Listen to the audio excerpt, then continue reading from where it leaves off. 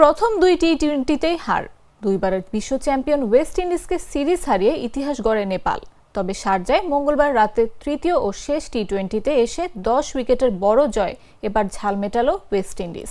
Toss জিতে নেপালে প্রথমে ব্যাট করার আমন্ত্রণ জানায় ক্যারিবীয়রা। এবার আর সুবিধা করতে পারেনি নেপাল। ওপেনার কুশাল ভুরটেল ছাড়া আর কেউ বিশেষ ঘরও ছুঁতে পারেনি। 5 উইকেটে 105 রান করা নেপাল 19.5 ওভারে অল আউট হয়েছে 122 রানে। 17 রানে শেষ 5 উইকেট হারিয়েছে তারা। ওয়েস্ট ইন্ডিজের 23 বছর বয়সী বাঁহাতি পেসার রেমন্ড সিমন্ডস মাত্র 15 রান দিয়ে শিকার করেন 4টি উইকেট। জবাবে আমির জাঙ্গো আর আকিম অগাস্টে 12.2 ওভারেই জয় তুলে নেন। জাঙ্গো 45 বলে 5-4 আর 6 ছক্কায় করেন হার না মানা 74।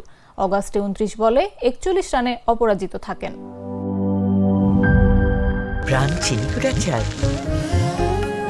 সেই সুগন্ধ।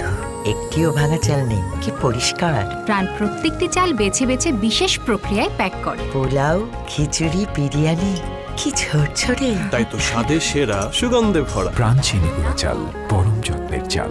প্রাণ, জীবনের স্বাদ।